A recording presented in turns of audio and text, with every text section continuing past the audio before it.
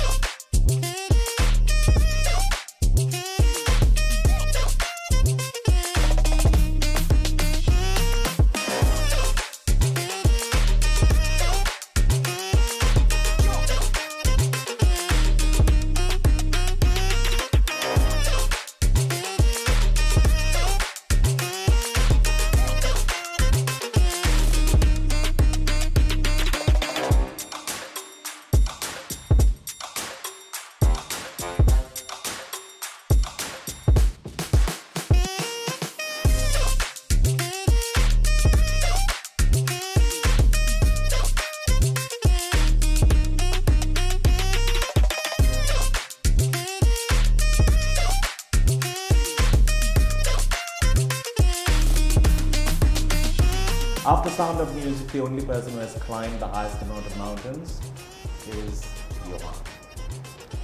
Now you're trying to climb more. Yeah, but I'm still trying to figure out what the connection is. Sound of Music. Climb Yeah, sure. By the way, now he climbed Everest, and you know, he has peed on Everest, he has pooped at Everest, he has done all of that. And he has even brought it down to behind, yeah. Base Camp 1. But he's now trying to climb more. Tell me where. Because this is a video to encourage you to support him with each step, so that, you know, he can bring name and glory to our country, because not everyone is mad like him to do these kind of things. And at the same time, I'm just so fascinated as to this man's urge to climb things. Okay, go for it. So there are lots of aspects to this, to what I'm trying to do. Yeah, first was, after climbing Everest, everyone asked what next. Yeah, I needed them. So I needed to find something, you know, and then I was wondering what to do. Because normally it's done the other way around. They climb everything else and then climb Everest. Yeah. But we did it a bit differently. We climbed Everest and then we were wondering what happens. Yeah. But actually, yeah, then I took on the challenge of climbing the 7 summits, which means climbing the highest mountain in every continent, the 7 continents around the world. So our dream in climbing Everest was to take the Sri Lankan flag to the top of the world. And now I want to take the Sri Lankan flag to the 7 corners, to the 7 highest points of the world.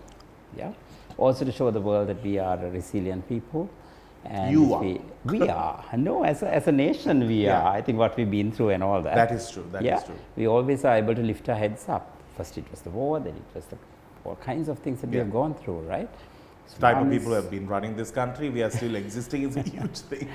So also to show the world that we are resilient people, and coming from an island, we have a bit of an island mentality as well. But if we set a goal for ourselves, or for anybody for that matter, we set a goal and we work towards it, we can achieve our goal. So this is to climb the 7 summits, the 7 highest mountains. I have technically already done 6. Oh, really? Yes, technically. Yeah. I have only 1 more to go, which I'm aiming for the first week in January. So, and then you're done? No, so I said technically. I have to climb, I have to repeat 2 of the mountains, because on the last days of both those mountains, or both those climbs, we were turned back because of bad weather. But if you go to a certain amount, it's enough. No, you want to go all the way. It's not counted, sadly. You know, we were right there, right on top, but it's not counted. Can you mention the 7s? Yes, quickly to tell you, there, of course, Asia is Everest. Australia is... Asia, you're done, no? Yes. Australia is Mount Kosciuszko, which is done. Africa is Kilimanjaro, done. Europe is Elbrus in Russia, which is done. And Denali is North America. Done. Done almost to the top. I have to repeat it again. You couldn't finish it fully. Yes. Yeah. South America also, again, right to the top, but couldn't finish it, Aconcagua. And now, of course, the one that I haven't done is Antarctica, which is Mount Vinson. And then after that, you will fall into one of the, how many people in the world? 350 people in the world. Yes, who have done it. Are the other 350 alive? That I'm not aware of, but I'm sure we can find that out. Because I want you to join a support group like that. Like you mean like even if they're gone? No, but just connect with them. I'm sure they would have climbed, they would have been just resting there. So I'm just saying you can connect with them. So now Sri Lanka can contribute towards what area? Now you have done 4 of it or 5 of it already. Yes. So as a nation, that's what you're asking me, right? Yes, because it's a great honor. I don't know if any Sri Lankan had done this. No, absolutely not. But they're actually very smart. No, so it's, the only reason is also because, like I told you earlier, we are from an island. And we don't have the facilities, we don't have the know-how. So it's a lot of work that goes into it, preparing yourself as well. And now we've got to take this forward. Now I have to do all this, the research. But I'm sure in the future there'll be lots of Sri Lankans who will take after this, like Everest. After we climbed Everest, lots of people are climbing. The hiking has become a huge thing. Mountain climbing has become a big thing.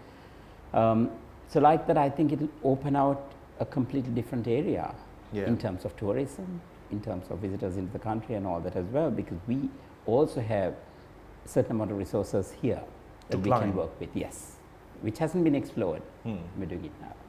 All right. We're going to come back and speak as to how you can contribute towards the steps that he's going to take in holding history once again. So do stick around. This is Danu on Fire. We are at Spoons checking out this amazing place where they serve such quality food. We'll see what.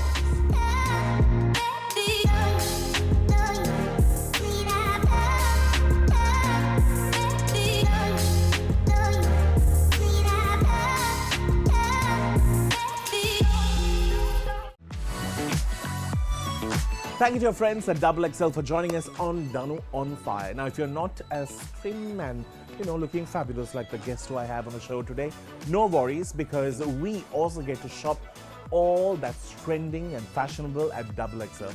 Come to know more about what they have on their social handles. If not, visit them at their flagship store for more details.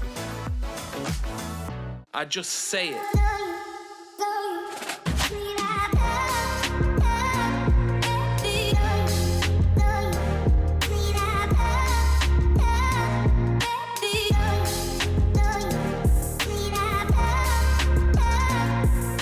Welcome back to the show, in conversation with Everest Johann.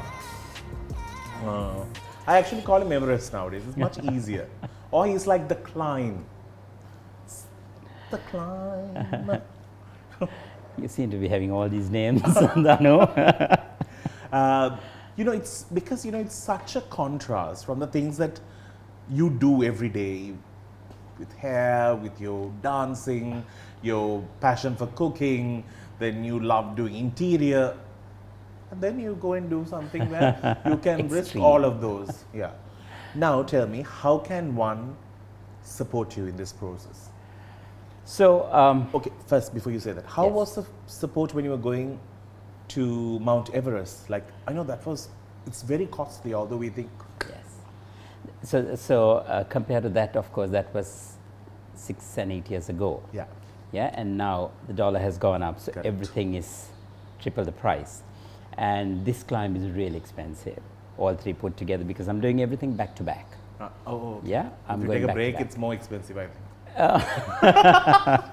That's not the only reason. It's like how we shoot 4 episodes in one day. Actually, one of the things is for it to be cost effective as well. Because I am going to South America. I had to fly from South America to Antarctica. And then it makes sense, because it's the season as well, for me to immediately do South America also and then come back. And then I'll immediately go. And finish the other 2. Other one. So I'll take a break for about a month and then go back. Yeah. So what happened with Everest was, I think there was a lot of crowd support as well, and there was like a public campaign that we did, and they could support. Also, the other reason for that was, doing these is not easy as well. There are so many times, if you ask me, did you want to give up? 1,000,000 times. Yeah. So when you have people behind you, right? I knew that the nation was behind me. I knew people had bought steps. There were so many. There were 20,000 people who were physically climbing with me, virtually. Yeah, climbing with me. So that gave me a lot of strength as well. And each time I felt down, I used to think about, you know, the whole nation is behind me. I need By to the do way, this. virtually means they were not actually climbing. Yes. Just to make that very clear. So that's what we're trying to do this time as well. We want to wait till this period is over, and then in November, by the 1st of November, I'm hoping by the end of October, 1st of November, to launch a public campaign. Right. Once again, to get the public behind me, so that I will have the strength and the backing for me to go and do this, because I'm not only doing this for myself, I believe that I'm doing this for the country as well. Yeah, Because I don't think we have categories that support such things. And also it's such a great thing to know that Sri Lanka, because when Sri Lanka had climbed Everest not once, twice, we had 2 people achieving that dream, and it was remarkable. People started talking about it. People were like, oh, well, Sri Lankans are climbing now. It's a good thing, because then it sort of come, even if you have died there, there would have been like some kind of, we saw that Johann body there. Thank you. Yeah. And it's For the not reality check. Yes, it's not an easy task, mister. And I was asking him when he called me, we were talking about this interview, and I asked him everything that we have seen on TV and things like that. Every single climb that you are going to do is actually a risky climb. It is. Every single one of them is risky.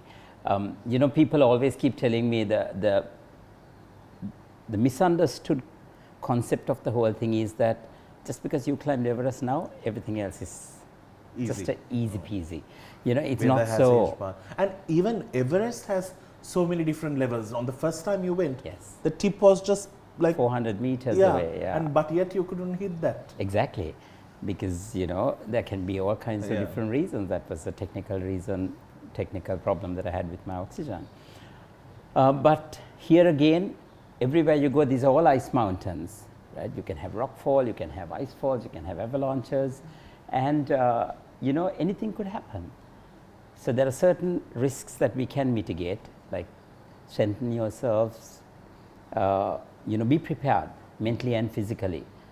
But then there are the other risks that you can't mitigate, yeah, that you have to take it as it comes. Weather, you can't control weather, you can't control nature. That's something you've got to deal with at that point. People can predict that much, no? Eventually. No, and especially in the Antarctic region and the Arctic region, which I will be doing last, it comes without warning. Right? It just comes without warning, because there are so many different weather patterns that affect it, yeah, and that impact it, that it comes without warning. You're walking and suddenly 1 hour later you'll be in a complete blizzard. You can't see a thing in front of you. So it's just something you have to face. Okay. But so the crowdfunding will be a chance for you to contribute towards the steps, just like how 20,000 people walked with him last time virtually. I hope this time there'll be more than 20,000 people who is going to back him in creating history once again for Sri Lanka. In terms of fitness, you know, I really want to speak to him about it, because, you know, I'm a fitness. Yeah. Sorry. It just happened. I'm shaped like the mountain. Okay. So what are you trying to say here? It's easy for people like you to just practice on me, climb me. All right, this went to another place. We're going to see you after the break. We'll speak about the fitness and all the, you know, those other strange questions I have in mind. We're checking out Spoons right here on Down on Fire.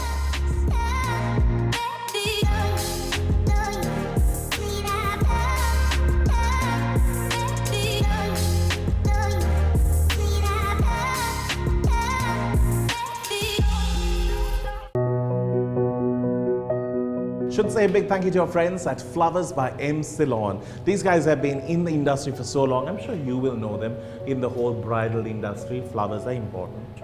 and also you need to have them looking nice. You can't like have like dead flowers sitting on somebody's head. So Flowers by Epsilon has been in the business for over 40 years, and they sort of moved to Sydney, Australia, and now they have come back and started off something new here in Sri Lanka to give some exotic flowers that we may have not worked with. So it's brilliant. Do check them out at hi.lk. That's where they are, at the hi.lk Mall, where you get a chance to speak to them and get their expertise in giving and creating a beautiful place for your special event. And this is from me. This is so that I wish you all the very best. Yeah, I'm now giving flowers to people and all. Thank you, Danu. Thanks. It needs water immediately. Huh? That's a different story. Thank you to Flowers by Epsilon for joining us on the show. I just say it.